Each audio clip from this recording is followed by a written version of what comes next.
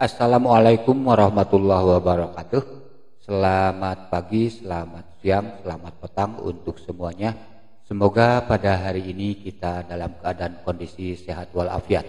Baiklah para penggemar matematika semua, kita pada kali ini berjumpa kembali dalam pembelajaran matematika online bersama Edi Suryadi. Untuk pembahasan pada pertemuan kali ini, kita melanjutkan dari bab 1 kemarin sudah beres. Kita menginjak kepada bab 2 untuk kelas 8 ya, untuk kelas 8. Pembahasan yang akan dibahas pada kali ini yaitu koordinat kartesius ya. Nah, untuk memahami tentang koordinat kartesius ini ya, coba kita lihat tayangan berikut. Nah, kita akan membahas tentang posisi titik terhadap sumbu X dan sumbu Y. Gimana sih maksudnya posisi titik terhadap sumbu X dan sumbu Y? Lihat gambar koordinat kartesius berikut. Nah, di sini ada gambar koordinat kartesius ya.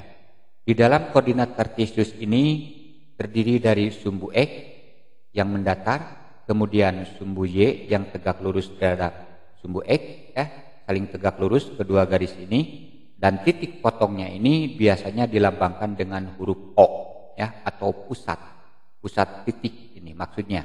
Nah, sekarang kita akan mengamati supaya lebih paham tentang posisi titik terhadap sumbu X dan terhadap sumbu Y ya. Nah, coba kita lihat titik A ini ya. Titik A ini jaraknya terhadap sumbu Y. Kalau kita hitung berarti di sini dianggap 0. Kita tarik ke sini sampai Y. Berarti jaraknya 1, 2, 3. Berarti jarak titik A terhadap sumbu Y ada 3.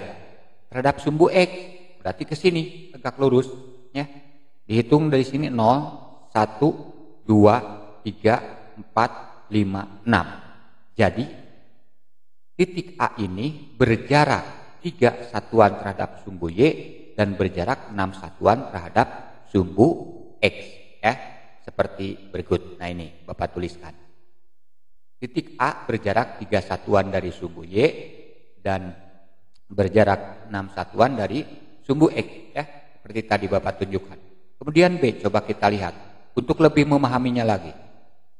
B terhadap sumbu Y berapa? Di sini 1, 2, 3, 4. Berarti terhadap sumbu Y, B ini jaraknya 4. Terhadap sumbu X kita hitung ke X berarti 1, 2, 3, 4. 4 juga ya. Berarti titik B ini berjarak ya 4 satuan terhadap sumbu Y dan 4 satuan juga terhadap sumbu X ya. Seperti ini. Nah, sudah dituliskan oleh Bapak ya. Kemudian titik C. Nah, di sini titik C terhadap sumbu Y ya. Jaraknya berapa? Di sini 1, 2, 3. Kalau jarak tidak ada negatif ya, awas. Jadi di sini tadi kan ke kiri tetap saja positif. Nah, ini 1, 2, 3, 4 ya. Sekali lagi 1, 2, 3, 4. Berarti titik C ini terhadap sumbu Y jaraknya 4 satuan. Sedangkan terhadap sumbu X di sini hitung lagi 1, 2, 3 ya. Jadi di sini 4 satuan terhadap sumbu Y ya, dan di sini berapa? 4 sekali lagi 1, 2, 3, 4 ya. 4 di sini 1, 2, 3. Berarti terhadap sumbu X 3. Nah, berarti jaraknya seperti ini ya. Jadi titik C berjarak 4 satuan dari sumbu Y dan berjarak 3 satuan dari sumbu X ya. Untuk D juga begitu ya. Untuk D juga begitu. Jadi titik D, nah di sini Bapak telah menuliskan titik D berjarak 6 satuan dari sumbu X, dari sumbu Y, dan 5 satuan ini dari sumbu X. D ini ya. Tadi 6 satuan dari sumbu Y. Berarti dari sini kita menghitung betul nggak 6 nih? 1, 2, 3, 4, 5, 6 kan? Kemudian terhadap sumbu X-nya dihitung dari sini 1, 2, 3, 4, 5 ya. Jadi 5 satuan terhadap sumbu X. Yang lainnya juga sama ya, untuk titik E, F, G, dan H ya, seperti paparan berikut ini Bapak sudah dituliskan ya. Tinggal kalian nanti di pause videonya satu persatu, kemudian kalian lihat ya, dihitung oleh kalian benar enggak ya, baik untuk G dan H-nya ya. Perhatikan sini untuk G dan H-nya di barisan ini, di gambar ini berikutnya. Nah, ini untuk G dan H ya. Nah, ini untuk titik G ya, terhadap sumbu Y, berarti dari sini 1, 2. Terhadap sumbu X-nya dihitung 1, 2, 3, 4, 5, 6 ya. Nah, titik H juga sama seperti itu ya. Nah, ini jadi kalian sedikitnya telah mengenal nih sekarang ya, jarak titik terhadap sumbu X dan sumbu Y ya. Nah, koordinat titik ini ya, pasangan biasanya titik-titik ini dituliskan dalam bentuk pasangan bilangan ya. Biasanya ditulis dalam bentuk pasangan bilangan, yaitu X, Y, X dan Y, X, Y ya. Nah, jadi posisi titik pada koordinat kartesius ditulis dalam pasangan berurutan, yaitu X, Y ya, atau XY boleh nyebutnya begitu ya. Nah, jadi ya sekarang kalau tadi misalkan ini sekilas dulu ya, sekilas dulu. Misalkan titik A ya, titik A ini kan berjarak 2 satuan terhadap ya, terhadap sumbu Y. Artinya nilai X ini adalah ya, nilai X ini adalah jarak titik terhadap sumbu Y ya. Jadi sekali lagi, nilai X ini adalah jarak titik terhadap sumbu Y. Sedangkan Y ini sendiri adalah jarak titik terhadap sumbu X ya. Makanya tadi Bapak nulisnya dari Y dulu, jarak terhadap Y dalam jarak terhadap terhadap X gitu ya. Nah, jadi ini penjelasannya Bapak tuliskan, bilangan X ini maksudnya yang ini menyatakan jarak titik terhadap sumbu Y, dan nilai Y ini ya menyatakan jarak titik terhadap sumbu X. Nah, selain itu ya, ini dalam koordinat kartesius ini kan dibagi oleh perpotongan ini ya, antara sumbu X dan sumbu Y ya.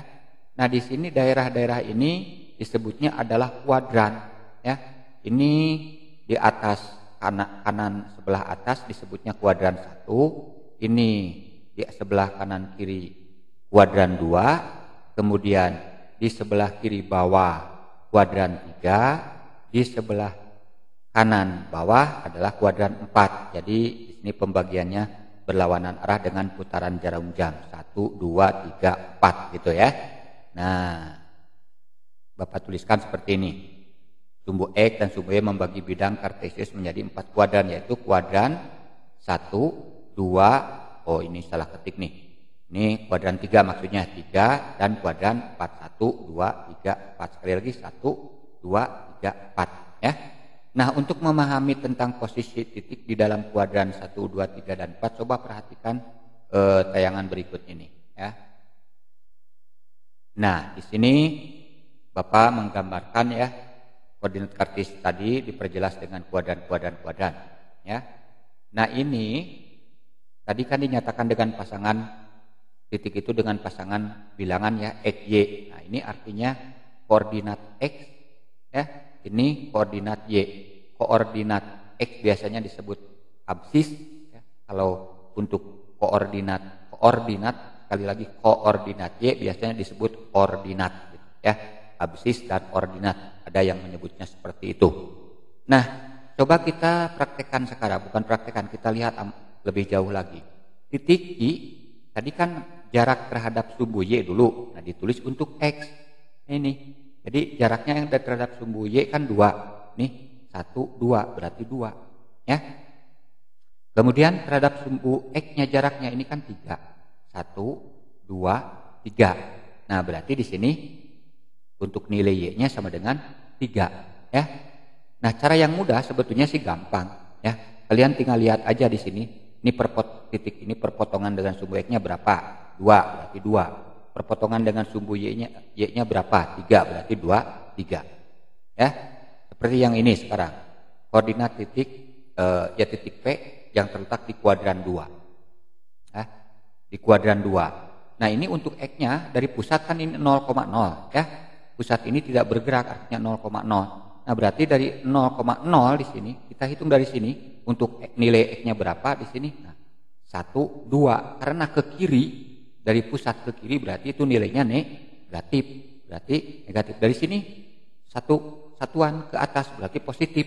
Nah, berarti di sini koordinat titik P adalah negatif 2,1 atau negatif 2, 1. Begitu juga untuk titik R dan titik S ya.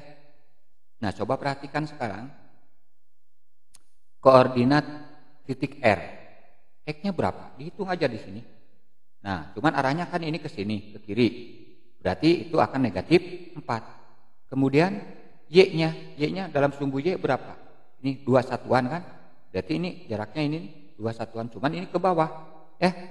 Ini ke bawah, jadi negatif 2. Jadi titik R ini koordinatnya adalah negatif X-nya 4, Y-nya negatif 2, X-nya negatif 4, Y-nya negatif 2. Jadi negatif 4, negatif 2 atau negatif 4, negatif 2. Boleh seperti itu menyebutnya. Nah, kemudian untuk titik S, perhatikan. Titik S, lihat X-nya. Di sini X-nya memotong di mana? Di 2. Dari sini kan ke kanan, ya. Berarti nilainya positif. Kemudian untuk Y-nya, dari sini kan ke bawah, berarti nilainya negatif. Ini, nah lihat kelihatan jelas ini negatif 3. Nah, berarti koordinat titik S adalah 2, negatif 3. Ya. Jadi apa yang dapat kalian simpulkan? Coba amati di sini. Setiap kuadran, setiap titik di kuadran itu bagaimana istimewanya? Bisa disimpulkan ini sebetulnya. Jadi di kuadran 1 nilai X dan Y itu positif. Ya. Di kuadran 2 nilai X-nya negatif. Nilai Y-nya positif. Di kuadran 3 karena ini semuanya ke kiri dan ke bawah berarti negatif. Di kuadran 3 negatif. Di kuadran 4 X-nya positif, Y-nya negatif. Nah, seperti itu ya. Coba kalian pause dulu ya, pause dulu videonya, amati, pelajari dulu sambil di pause pelajari ya. Nah, kemudian kita sekarang akan membahas tentang posisi titik terhadap titik asal ya, titik pusat maksudnya. Jadi jarak posisi titik terhadap titik pusat dan posisi titik nanti terhadap titik yang lain. Cara menghitungnya bagaimana ya? Coba perhatikan tayangan berikut. Nah, di sini Bapak menggambarkan mewakili suatu peta lah ya di dalam koordinat kartesius ya. Nah, di sini ada pos utama. Maksud pos utama ini titik pusat, sebetulnya titik pusat. Di sini ada tenda 2, ada pos 1 ya. Pos 2, tanah lapang, rumahan. Apa ini? Hutan ya. Kemudian di sini teka-teki tersembunyi sesuatu ya, dan seterusnya lah gitu ya. Nah, untuk memahami tentang posisi titik terhadap titik pusat ya, 0,0 maksudnya pusat ini, dan posisi titik terhadap titik yang lain, coba lihat tabel berikut. Nah, di sini Bapak telah sedikit menggambarkan tentang ini. Misalkan sekarang di sini ini posisi tempat terhadap pos utama. Maksudnya tempatnya ini terhadap pos utama bagaimana, terhadap tanah lapang bagaimana. Nah, di sini diperjelas oleh Bapak, sudah diisi ya. Coba Bapak paparkan beberapa bagian 1, 2 lah ya gitu. Nanti kalian pause dulu, amati lagi dan buktikan dihitung oleh kamu ya. Oleh kamu ya yang sedang mempelajari matematik ini. Nah, sekarang perhatikan. Sekarang misalkan perumahan. Posisi perumahan ini artinya ya, terhadap pos utama. Terhadap pos utama. Berarti posisi perumahan terhadap pos utama. Nah, berarti kita melihatnya dari sini. Posisi ini dari pos utama, berarti kita harus melihat dari sini. Berapa? Caranya ya gitu. Koordinat tadi ya. Koordinat titik berarti X-nya berapa? 6 kan? 6. Ini 6 satuan ke kanan berarti 6. Y-nya ini 5 kan? Nah, ini 5 ke atas berarti positif dua-duanya. Berarti posisi perumahan terhadap pos utama dalam koordinat kartesius ini berarti dianggap 0,0 kan? Nah, berarti ini adalah 6,5 atau 65. Bisa dipahami? Nah, Kemudian terhadap ini sekarang posisi perumahan ini terhadap tanah lapang, artinya posisi titik terhadap titik. Nah ini tanah lapang kan. Ini tanah lapang, posisi titik terhadap titik. Nah, berarti posisi perumahan terhadap tanah lapang, berarti kita menghitung dari sini, ya, dari sini. Nah, di sini kita hitung, ya, jaraknya 1, 2, 3, 4, 5, 6, 7, 8, 9, 10. Kalau dari titik ke titik, awas hati-hati ya, dihitung dari titiknya itu sini. Kalau terhadap pusat mah mudah ya, dari sini dianggap 0 kan, di sini ini dianggap 0-nya di sini. Berarti tadi sekali lagi bahwa 1, 2, 3, 4, 5, 6, 7, 8, 9, 10. Ya, oh maaf 10. Ini 10 ya. Coba dari sini ya. Sekali lagi. 1, oh iya. Nih tadi dianggap 0 kan. 1, 2, 3, 4, 5, 6, 7, 8, 9, 10. Jadi X-nya nilainya 10 dengan sumbu X yang mendatar 10. Y-nya tinggal dihitung dari sini ke atas 2, berarti 10,2 atau 10,2. Jadi posisi titik perumahan terhadap tanah lapang adalah 10,2. Begitu juga sekarang posisi perumahan terhadap kolam ya, terhadap kolam. Nah, berarti terhadap kolam ya, kita lihat kolamnya ya. Kita lihat kolamnya di mana kolam ya, dicari oleh kalian di sini ya. Dicari kolamnya di sini. Di sebelah mana coba? Ya. Nah, terhadap kolam. Nah, ini kan kolamnya ini ya. Nah, ini terhadap kolam. Berarti dari sini kita menghitung ke perumahan. Nah, berarti dari kolam X-nya berapa? 1. Ya, 1, 2, 3, 4, 5, 6, 7, 8, 9. Ya, terhadap kolam berarti 9. Perumahan terhadap kolam berarti X-nya 9. Y-nya dihitung dari ini lurus kan? Ini hitung 1, 2, 3, 4, 5, 6, 7, 8. Jadi posisi perumahan terhadap kolam itu dalam koordinat kartesius adalah 9,8. Gitu ya. Bisa dipahami? Coba di pause dulu videonya, sekali lagi pause kalau belum paham, di pause dulu ya. Nah, kemudian sekarang ini untuk satu lagi lah supaya lebih paham ya. Pemakaman ya. Pemakaman, posisi pemakaman sekarang terhadap pos utama. Nah, pemakaman kan di sini ya, terhadap pos utama. Berarti ini kita menghitung dari sini. Nah, lihat X-nya di sini. Di sini kan ke kiri. 1, 2, 3, 4, 5. Nah, ini 5 tapi arahnya ke kiri berarti negatif 5. Ya. Negatif 5. Nah, kemudian Y-nya berapa? Ya. Y-nya tinggal dihitung.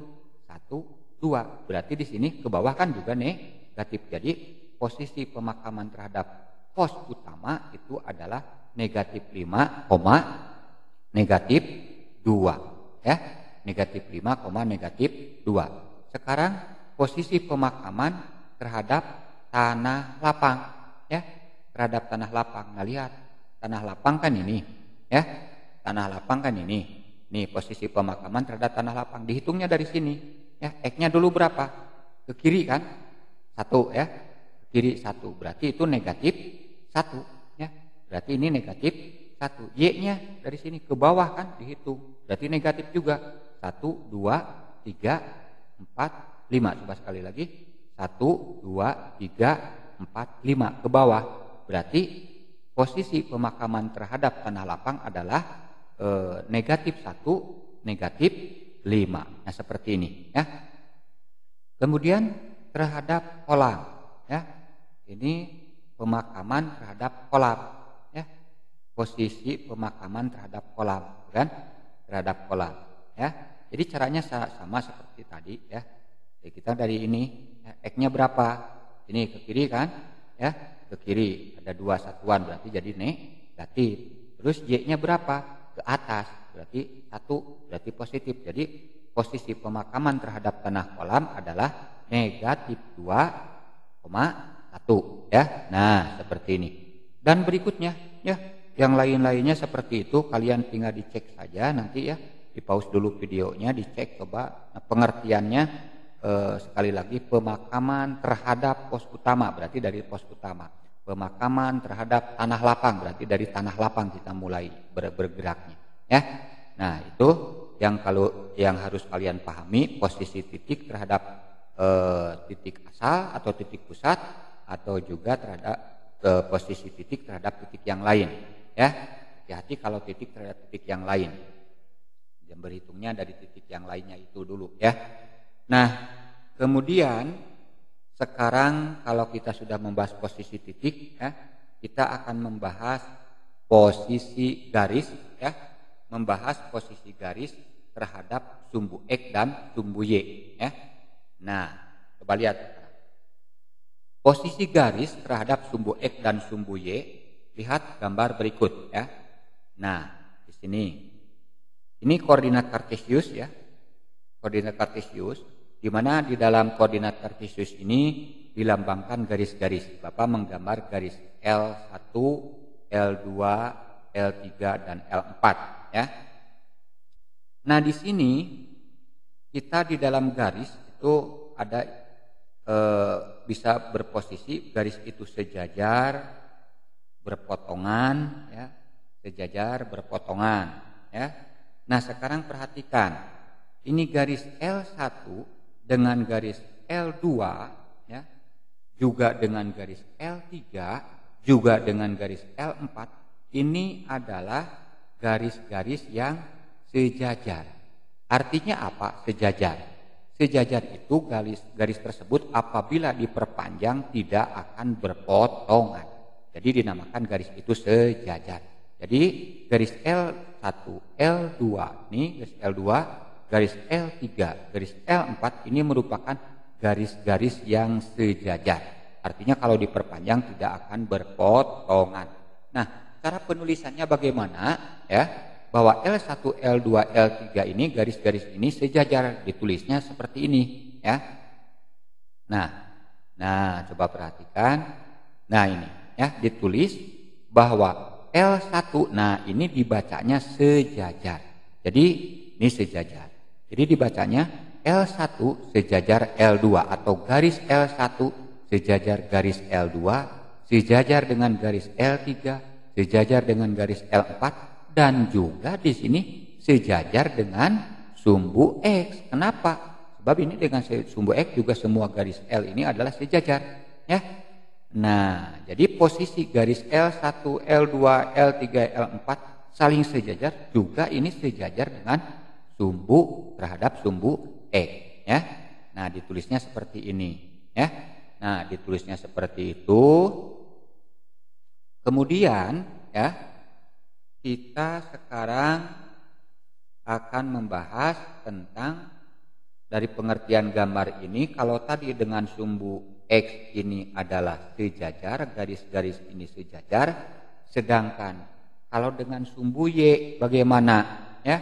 Kalau dengan sumbu Y, garis L1 ini memotong, L2 juga memotong, L3 juga memotong, L4 juga memotong sumbu Y.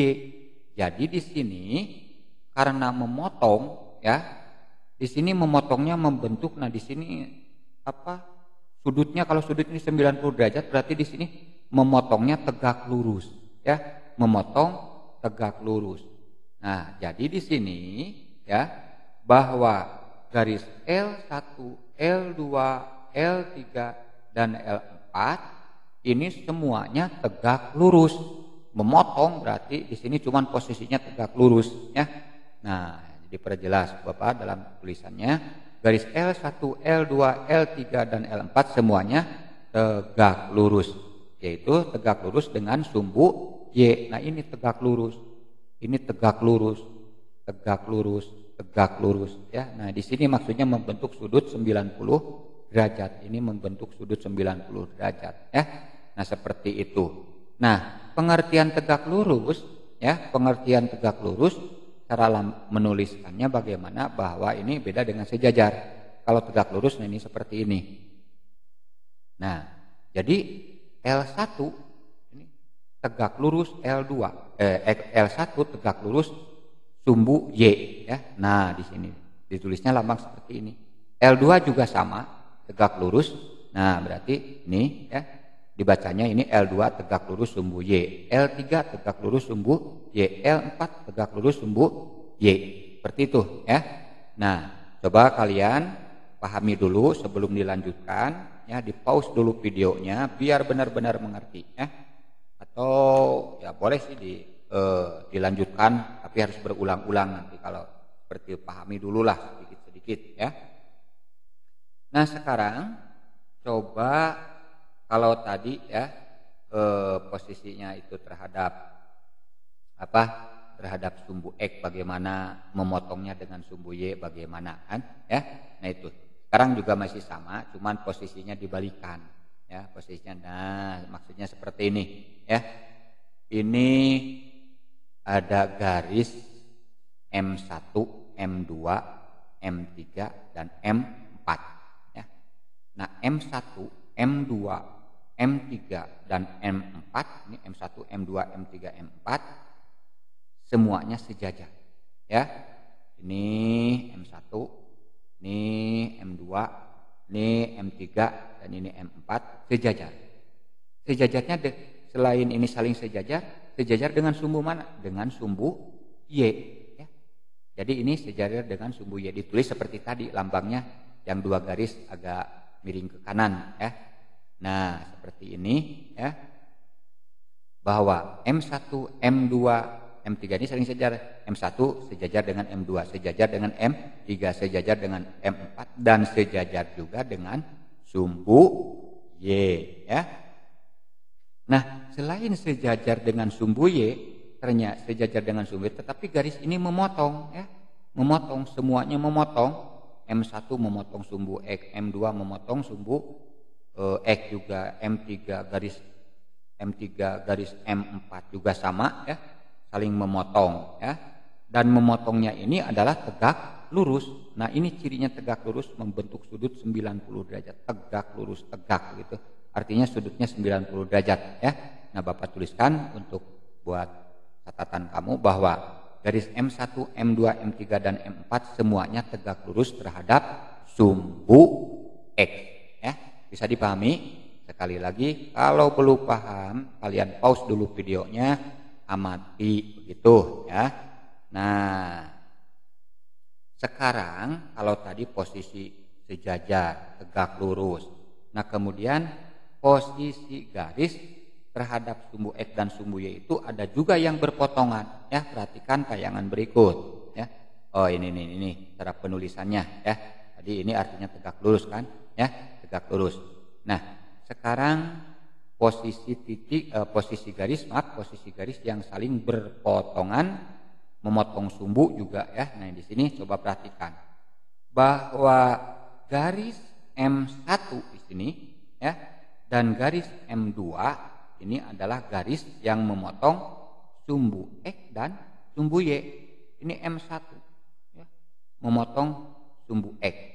Itu kan ini memotong. Nah, di sini titik potong maksudnya. M2 memotong sumbu X juga di sini nih perpotongannya ya. Terus garis M1 M2 juga memotong sumbu Y di sini kan. Nah, memotong di sumbu Y. Memotong di sumbu Y ini ya. Garis M3 pas kebetulan ini memotongnya di sini lagi ya.